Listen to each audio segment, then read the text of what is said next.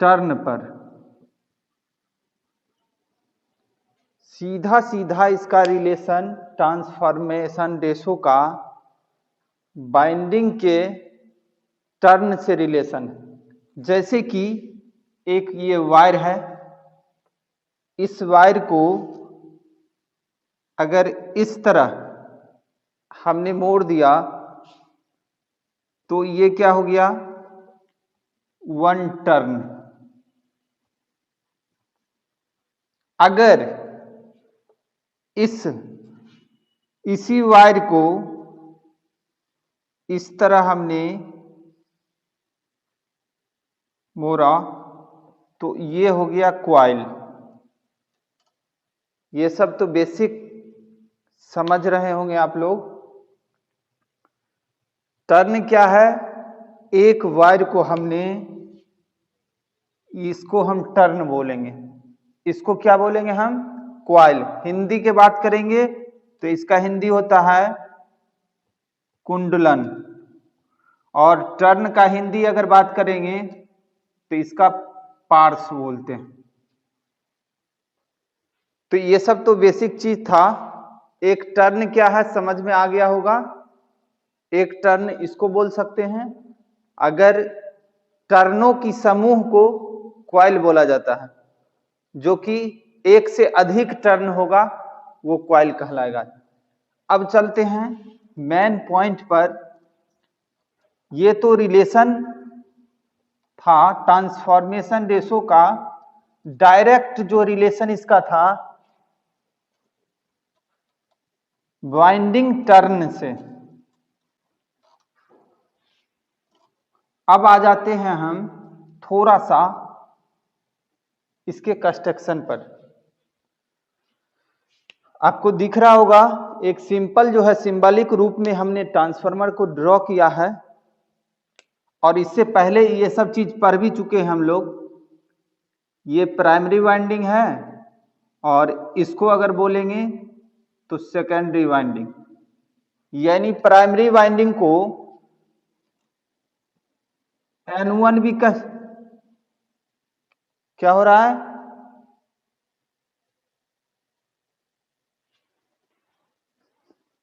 सभी को प्रॉब्लम है क्या, सभी को प्रॉब्लम है क्या? वीडियो रुक रुक के जा रहा है, सभी को प्रॉब्लम है? एक मिनट, दिख रहा है क्या, सही दिख रहा है या नहीं दिख रहा है ना? चलो हम लोग चल रहे थे कहां पे, ट्रांसफॉर्मेशन रेशो। ट्रांसफॉर्मेशन रेशो जो है सीधा सीधा इसका रिलेशन होता है किससे, तो वाइंडिंग टर्न से। कहां रिलेशन होता है, वाइंडिंग टर्न से। और एक सिंपल यहां पर ट्रांसफार्मर का फिगर हमने ड्रॉ किया है। इसमें इससे पहले हम लोग ये सब चीज पढ़ भी चुके हैं। ये क्या है, प्राइमरी वाइंडिंग है, और दूसरा जो लोड से जो जुड़ता है वो क्या है, सेकेंडरी वाइंडिंग है। अब आ जाते हैं, एक चीज और पढ़ा था हम लोग, प्राइमरी वाइंडिंग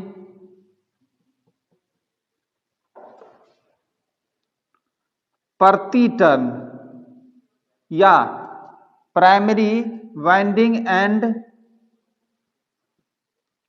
सेकेंडरी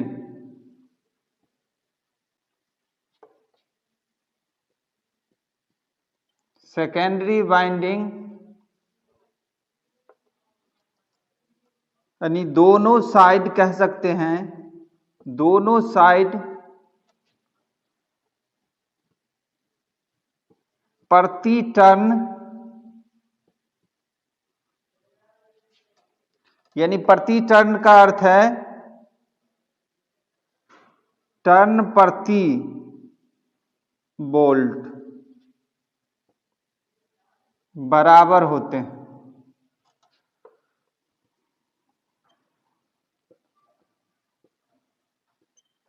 क्या होते हैं, बराबर होते हैं। ये सब चीज हमने पीछे का लेक्चर में पढ़ चुके हैं। जैसे कि अगर प्राइमरी साइड एक टर्न का 20 वोल्ट है तो सेकेंडरी साइड में भी एक टर्न में कितना होगा? 20 वोल्ट ही होगा। सिंपल है। यानी दोनों साइड, प्राइमरी एंड सेकेंडरी, दोनों साइड प्रति टर्न प्रति वोल्ट बराबर होते हैं। इससे पहले भी ये सब चीज हम लोग पढ़ चुके हैं, लेकिन थोड़ा सा रिवीजन कर लेते हैं यहां पर। अब आ जाते हैं डायरेक्ट ट्रांसफॉर्मेशन रिलेशन पर। ट्रांसफॉर्मेशन रिलेशन यानी ट्रांसफॉर्मेशन रेशो को रिप्रेजेंट किससे करते हैं? के से। और ट्रांसफॉर्मेशन रेशो होता क्या है? सिंपल है, NS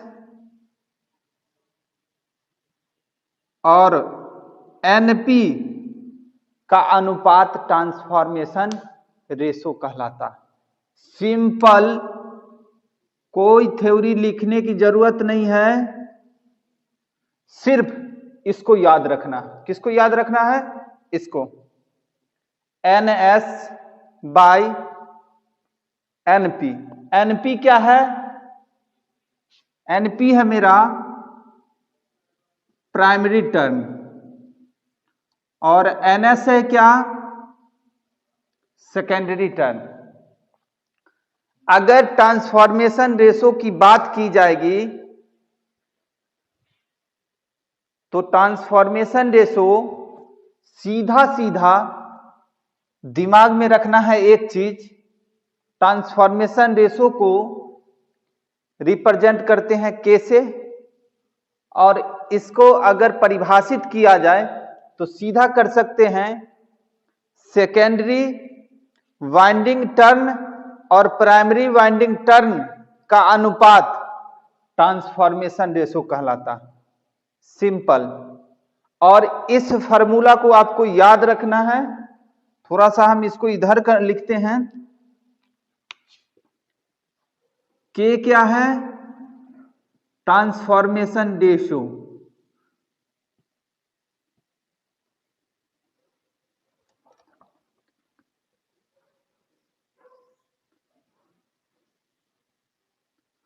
ट्रांसफॉर्मेशन रेशो। चलो हम आ जाते हैं। एक चीज कोई लड़का बताएगा, इसमें से इतने लड़के पीछे का क्लास किया है, अगर हम पूछे ES,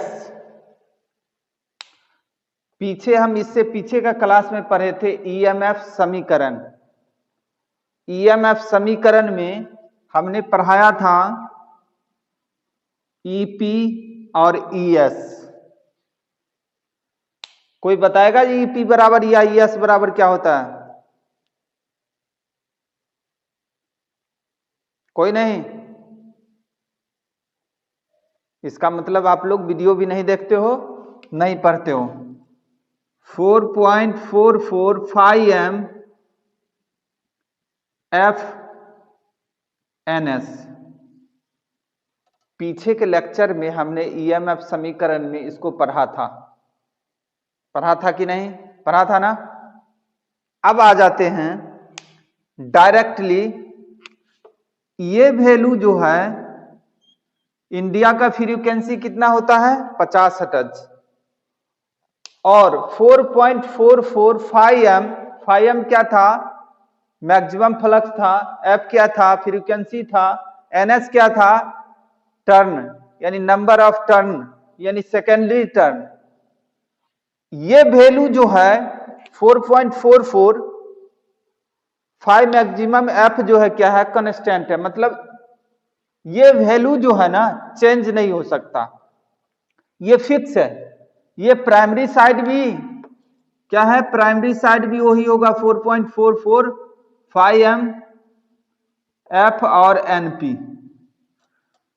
अगर ये दोनों सेम वैल्यू है तो डायरेक्ट अगर कहा जाए ईपी किस पर डिपेंड किया? एनपी पर। और ईएस किस पर डिपेंड किया? एनएस पर। डायरेक्ट जो है ना वाइंडिंग टर्न पर आ गया।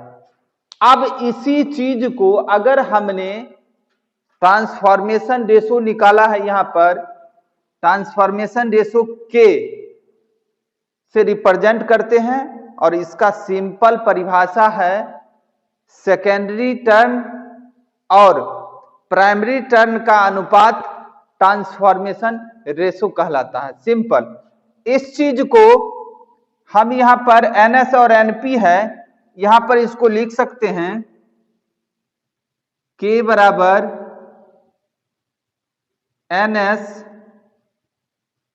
एनपी बराबर ईएस और ईपी। फाइनल मेरा अभी तक का फॉर्मूला ये निकला। अब आगे आ जाते हैं।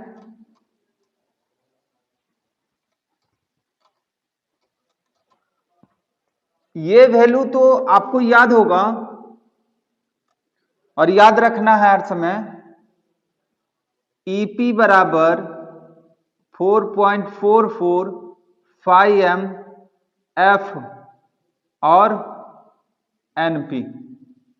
ये चीज ध्यान में रखना है, ये बार बार आपको जरूरत पड़ेगा। अब आ जाते हैं हम डायरेक्ट आ जाते हैं किस पर? इम्पीडेंस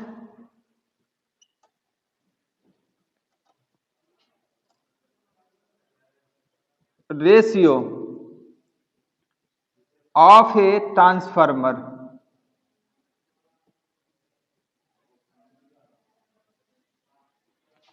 यानी इम्पीडेंस को हिंदी में क्या बोलते हैं? प्रतिबाधा।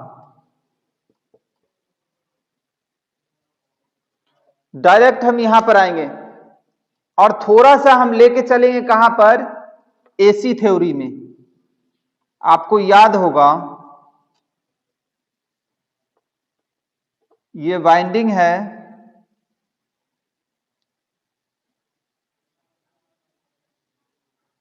इस वाइंडिंग के अंदर अगर बात की जाए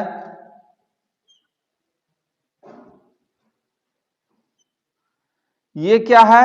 एल है। यानी एल सबको पता है, इंडक्टर को एल से रिप्रेजेंट करते हैं, और इस वाइंडिंग के अंदर आर भी होगा। क्या होगा? एल भी होगा और आर भी होगा। आर क्या है? रेजिस्टेंस है, और एल क्या है? इंडक्टर है, जो एसी थ्योरी में सभी पढ़ा होगा। इसी प्रकार से इधर भी एल होगा और आर होगा। एल और आर मिलकर के यहां पर जेड एस बनेगा, और यहां पर क्या बनेगा? जेडपी। जेडपी क्या है? इंपीडेंस को जेड से रिप्रेजेंट करते हैं। किससे? जेड से। इसका रिलेशन हम क्यों लाए हैं?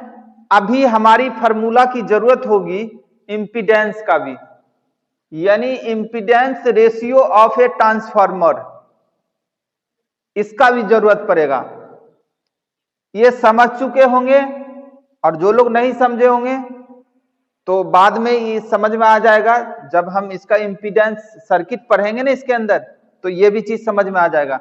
अभी इतना जानिए कि किसी भी वाइंडिंग के अंदर, और एज ए वाइंडिंग क्या है? इंडक्टर है, और वाइंडिंग के अंदर रेजिस्टेंस होगा, और ये दोनों मिल करके, जैसे एसी थ्योरी में हमने जेड निकलवाया था आरएल सर्किट में निकलवाया होगा आर स्क्वायर और प्लस एक्सएल स्क्वायर। ये चीज हमने निकलवाया था एसी थ्योरी में इंपीडेंस। जो लोग पढ़े होंगे उनको तो कोई दिक्कत नहीं होगा, एल क्या है और आर क्या है। चलते हम थोड़ा सा आगे। L क्या है? इंडक्टर है, और R क्या है? रेजिस्टेंस यानी प्रतिरोध। हिंदी में क्या बोलते हैं? प्रतिरोध। अब आ जाते हैं डायरेक्टली हम इसी प्रकार से इसको आप लोगों को नोट करते जाना होगा। अगर नोट नहीं करेंगे तो समझ में नहीं आएगा, बाद में बाउंस कर जाएगा। थोड़ा सा इसको मिटाना पड़ेगा। अब हम आ जाते हैं डायरेक्ट पावर पर। और कैलकुलेशन निकालने के लिए हमने बताया था आदर्श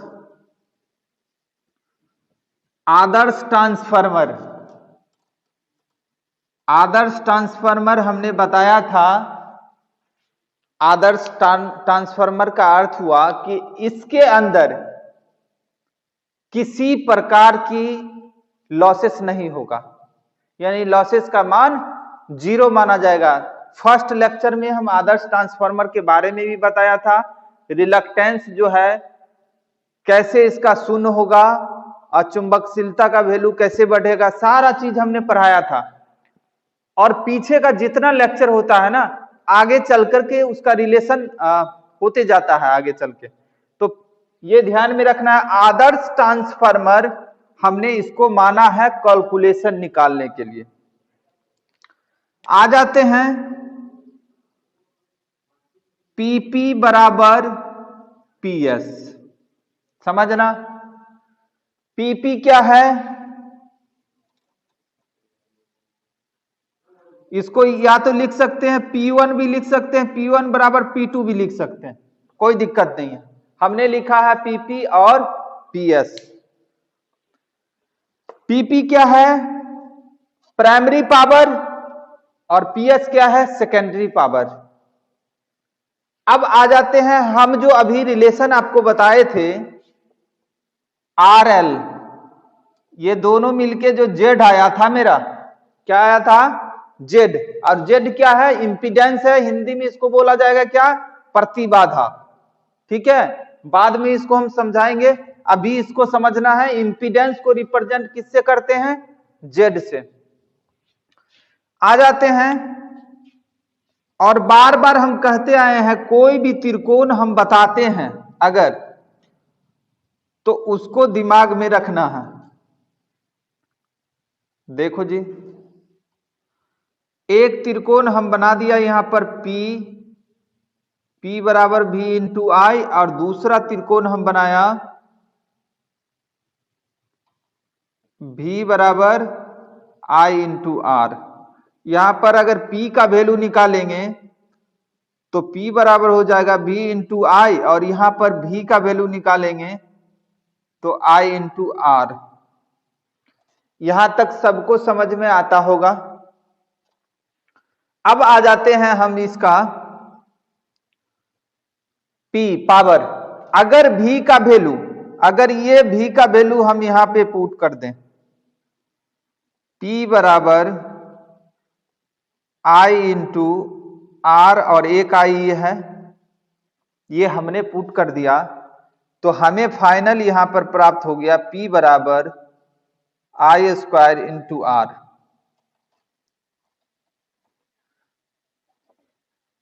I स्क्वायर इंटू आर यहां पे हमें फाइनल प्राप्त हो गया। इस वैल्यू को अगर हम यहां पे पुट करते हैं, इसको P बराबर क्या करेंगे हम? Primary winding. क्या है primary winding? IP square into ZP बराबर, यहां पर लिख सकते हैं इसको क्या? IS square into ZS। यहां तक किसी को दिक्कत नहीं होना चाहिए। चलो कोई बताओ, समझ में आ रहा है ना या नहीं आ रहा? ये चीज समझ में आ रहा है या नहीं आ रहा? ये सब पहले से हमने पढ़ा चुके हैं। एक रिलेशन है, हमने रिलेशन बनाया है, जैसे रिलेशन होते जा रहा है वैसे वैसे हमने इसको करते जा रहे हैं। हमने यहां पर P बराबर निकाला है, यहां पर PP क्या है, प्राइमरी पावर है, और ये क्या है, सेकेंडरी पावर है। समझ गए। अब हम यहां पर P बराबर V का वैल्यू क्या है, यहां पर I इंटू आर, हमने I इंटू आर यहां पर इस V का वैल्यू पुट किया है, और ऑल P बराबर क्या प्राप्त हो गया, I स्क्वायर इंटू आर, हमने यहां पर इस वैल्यू को पुट कर दिया। अब आगे इसका सॉल्व हम करेंगे सॉल्यूशन, तो इसको सॉल्यूशन कर सकते हैं IP स्क्वायर, और ये हो जाएगा IS का स्क्वायर बराबर ZS, और ये हो जाएगा क्या, ZP। आगे इसका सॉल्यूशन और हम करेंगे, तो आगे फाइनल इसका आएगा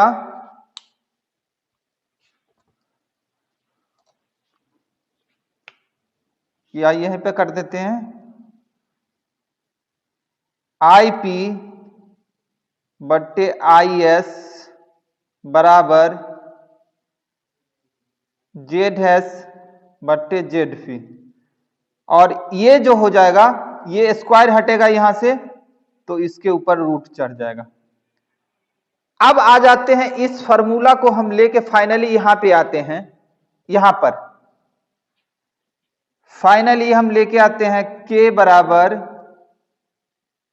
क्या है, NS और NP बराबर ES EP बराबर, इसको हम यहां इस वैल्यू को डायरेक्ट पुट करते हैं, IP IS बराबर root under ZS by ZP। मेरा फाइनल फॉर्मूला यहां पर प्राप्त हो गया फाइनल, यानी टोटल जो इतना रिलेशन था, लगभग 2 पेज में इसका डिफिनेशन है, लेकिन हमारा जो है, अगर कैलकुलेशन से हमने इसको निकाला है तो कितना शॉर्ट में निकल गया। जैसे कि अब आ जाते हैं थोड़ा सा यहां पर, देखो इसको हम यहां से भी डायरेक्ट निकाल सकते थे, यहां से भी निकाल सकते थे, जहां पर हमने ES पढ़ाया था, ES बराबर क्या किया था, 4.445 m F और NS। डायरेक्ट हम यहां से भी निकाल सकते हैं, इसको क्या निकाल सकते हैं, ES और यहां पर NS, दोनों क्या है, अनुपात में है। डायरेक्ट हम यहां पर निकाल सकते थे यहीं से, लेकिन हमने खोला था थोड़ा सा, ताकि आपको समझ में आए। एक सवाल इसी पर सभी लोग बनाएगा, एक छोटा सा सवाल दे रहे हैं हम, सबके पास कॉपी कलम है ना, नहीं है तो ले लो। एक छोटा सा सवाल है, इसको हम मिटा रहे हैं थोड़ा सा।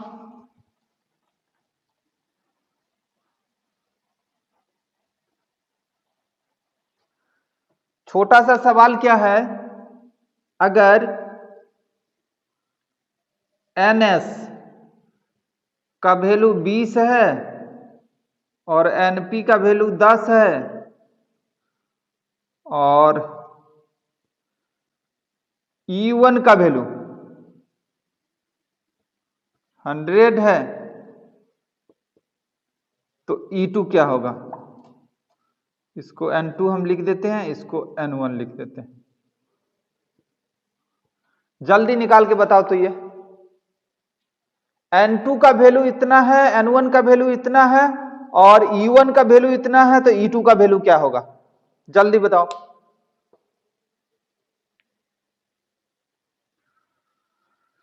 फटाफट जल्दी निकाल के बताओ।